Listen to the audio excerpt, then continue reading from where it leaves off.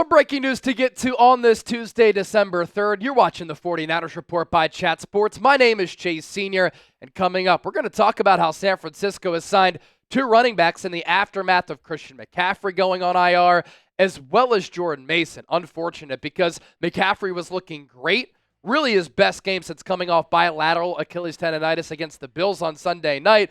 And then Jordan Mason was having a really good year. He had run for more than 700 yards, and when McCaffrey came back, he wasn't a part of the rotation, but was starting to get some carries against Buffalo. And with McCaffrey going down, you were expecting Jordan Mason to get a bulk of the carries, but that's not going to happen any longer. So San Francisco, with those injuries, needed to make some moves at running back, and they have.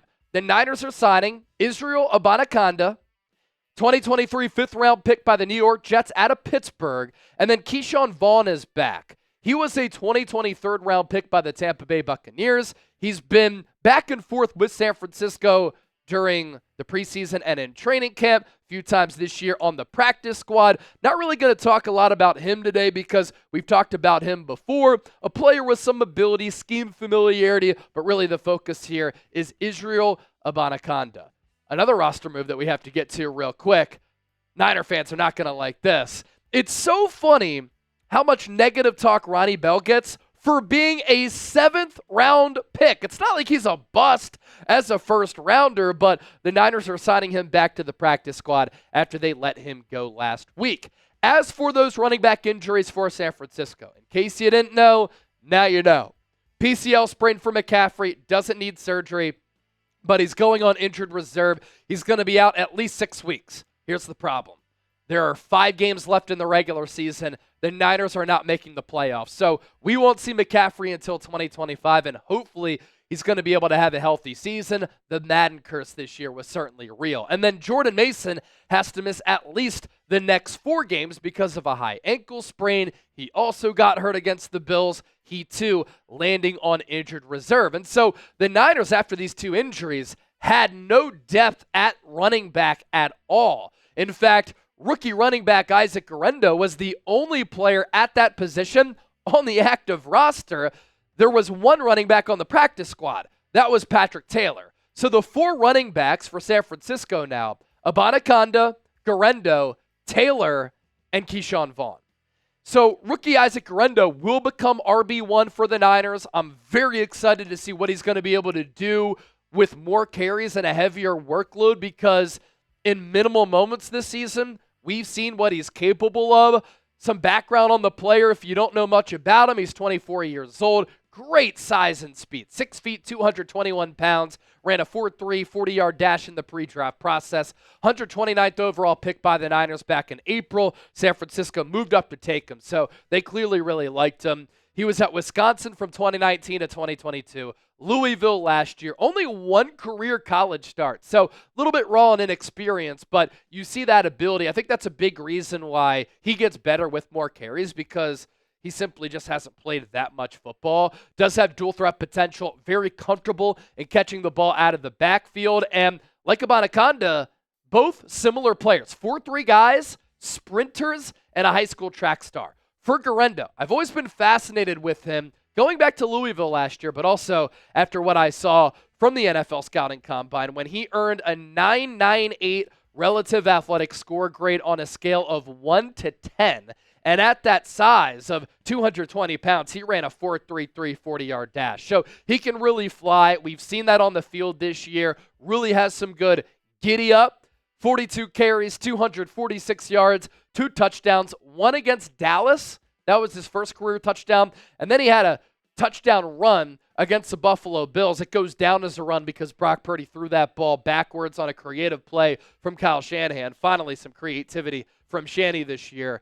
And Guerendo, very impressive, 5.9 yards per carry. His 2 best games as a pro, Week 6 against Seattle, 10 carries for 99 yards, 9.9 yards per pop. He had that runaway 76-yard scamper, which sealed the game for the Niners, where he kind of got tripped up, but he said he slid down, It remains a mystery what exactly he was doing on that play, but it was a fun conversation after the game. And then week 9 against Dallas, he had those 14 carries for 85 yards, 6.1 yards per carry. And as far as EPA per carry, he grades out analytically very, very well. As far as Israel Abanikanda, this is a solid pickup for San Francisco considering what point of the year it is. It's December 3rd. And so for the Niners to get a good scheme fit and a player with ability here, I do like the signing, and we're going to talk about that coming up around the corner. So if you want to be informed, you better continue to hang out.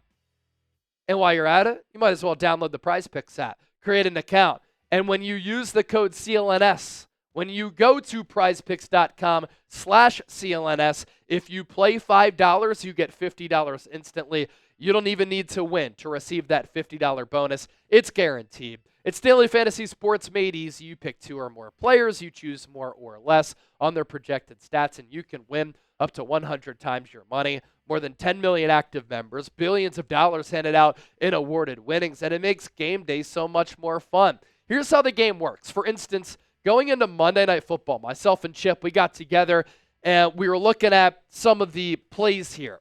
Bo Nix, more than 199.5 passing yards. We liked them more there. So we chose that, and Bo Nix threw for more than 199.5 passing yards. And then we went Jameis Winston, more than a half passing touchdown. He threw for 4 and 497 passing yards. Now, he did combine for 6 touchdowns, but 2 went to the other team.